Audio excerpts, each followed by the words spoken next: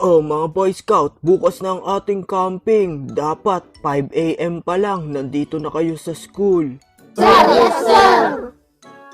At tsaka nga pala, huwag nyo kakalimutang dalhin yung consent letter ng mga magulang nyo dahil yun ang patunay na pinayagan kayong sumama sa camping. Sir, yes sir! Okay, tapos na ang ating meeting ngayon. Maaari na kayong umuwi. Kita-kits na lang bukas, mga Boy Scouts.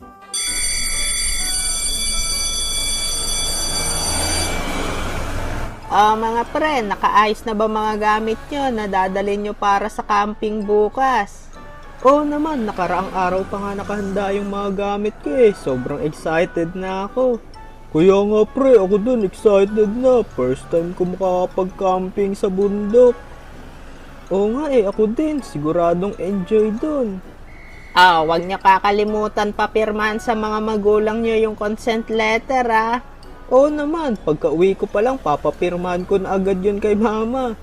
Yeah, excited na kami sa camping! Let's go!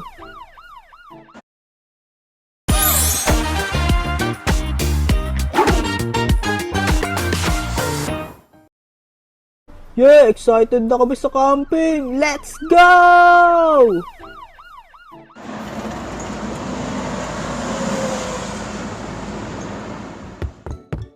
Mama, Papa, nakauwi na po ako. Papirmahan po nitong parents consent letter para patunay na pinayagan niyo po ako sumama sa camping.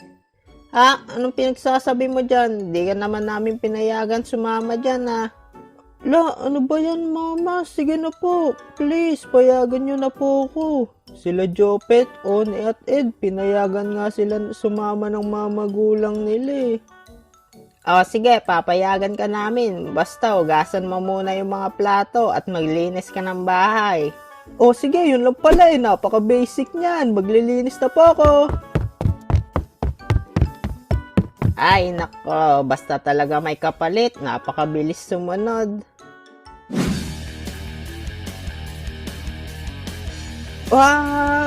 Kailangan ko matapos to agad.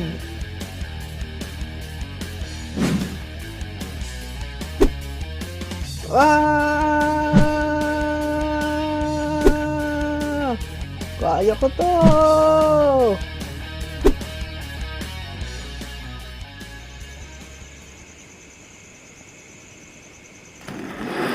Yes, tapos na ako maglinis.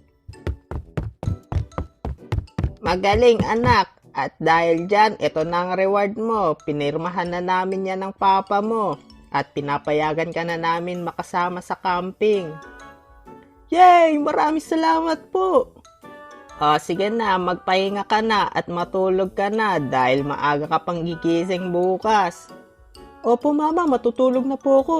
Kasi kailangan 5 a.m. pa lang, nandun na kami sa school Tomorrow.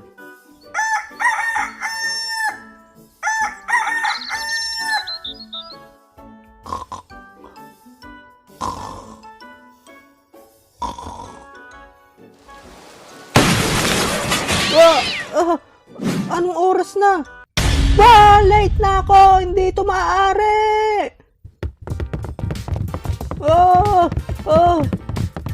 Kailangan ko bang madali? Lagot ako nito kay sir. Ba't kasi di ko narinig yung alarm ng orasan ko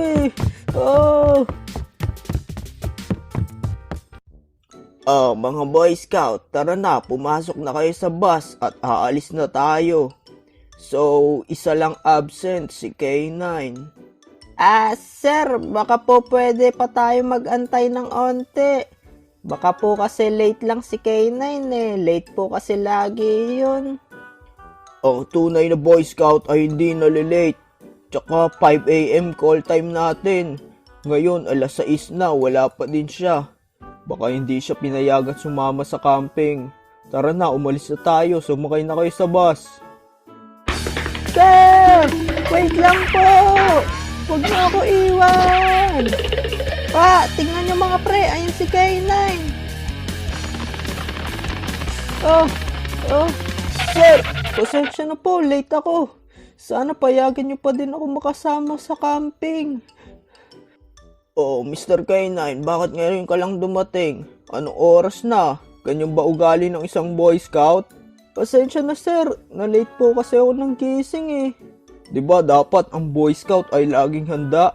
Kaya dapat hindi na kayo nalilate. Dahil dyan, may parusa ikaw nakakaharapin sa camping natin mamaya.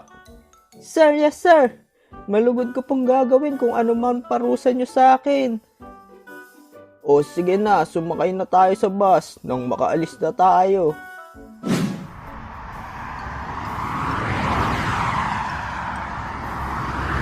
Grabe K9, buti nakaabot ka pa. Kala namin di ka na makakasama eh.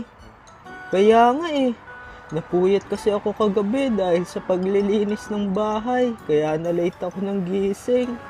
Ay nako, dapat nga di ka na lang sumama eh. Wala ka namang maiambag sa camping. Lo, epal kayo ah, manahimik ka na lang nga dyan. Wala ka namang sasabihing maganda. Hayaan nyo na sila mga pre. Papansin lang yan. Ang importante, magkakasama na tayong apat. Oo nga eh, kaya galingan natin sa camping para walang masabi ang mga epal na yan. Okay, let's go!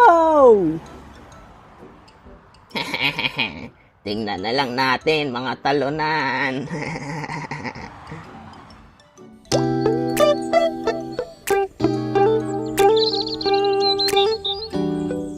Oh, mga Boy Scout, nandito na tayo sa ating destination. Ibaba nyo na at iayos nyo na lahat ng gamit nyo para makapagsimula na tayo. Sir, yes, sir.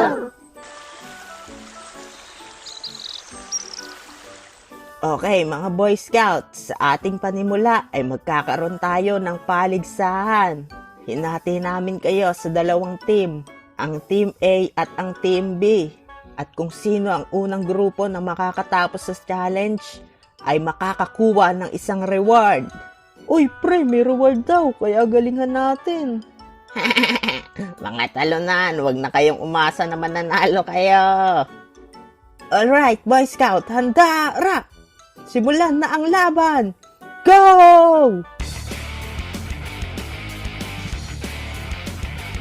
Huwag kayo magpapatalo sa kanilang mga talunan.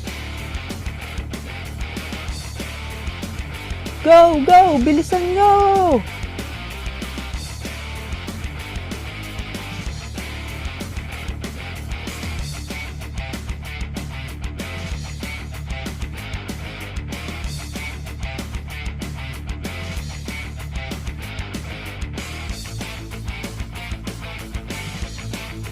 K9, bilisan mo, ikaw na! Pre, huwag ka magpapatalo sa banuna yan! Ah!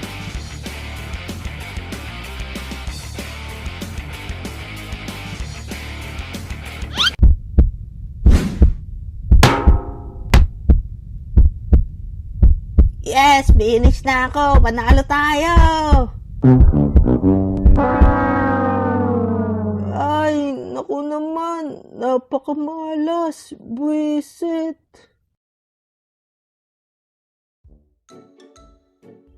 Oh, mga Boy Scout, tapos na ang ating palaro. Yung reward ng nanalo na grupo ay mamaya na namin ibibigay. Sa ngayon, maligo na muna kayo sa ilog para makapaglinis kayo ng katawan nyo. Sir, yes, sir. Oh, sige na, maligo na kayo sa ilog. Bilisan nyo. Yeah, ang sarap maligo dito sa ilog. Nalinis agad natin katawan natin. Mas masarap maligo sa ilog kung nanalo kayo sa palaro tulad namin. La, epal ka talaga. Hayaan mo na yan, pre. Kulang yan sa pansin eh. Nagsasabi lang naman ako ng totoo, mga talunan. Ah, Ano yung nasa likod niya? ah, bakit? Ano yon? Wah, may buhaya! Takbo!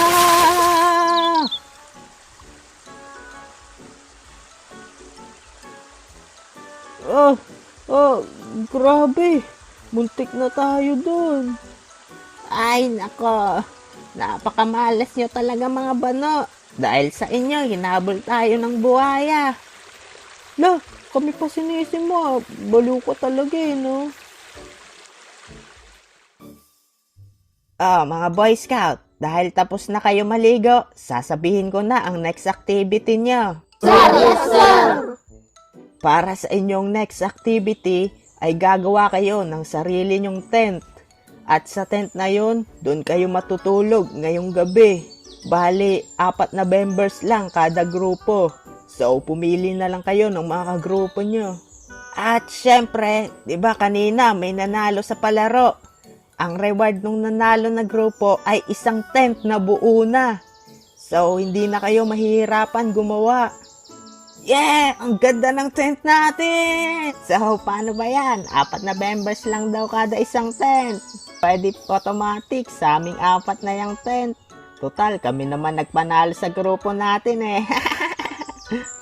La, ang dugas talaga ng mga yan. Guys, grabe. Napaka makasarili nila.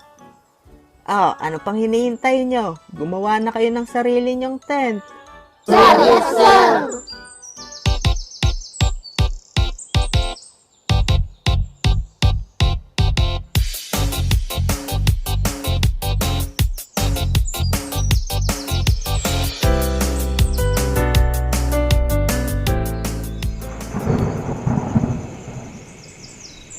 Magaling mga Boy Scout, natapos nyo na ang tent nyo. Kaya tayo ay... Boy Scouts, umuulan na. Pumasok na kayo muna sa tent nyo. Magpatila muna tayo ng ulan. Bilis!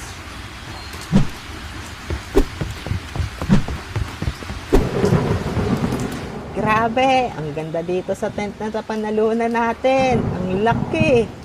Kasi ata 10 tao dito eh. Swerte natin. Mga pre, ayos lang ba kayo dyan? Pre, kahit medyo masikip, at least walang tulo ng ulan.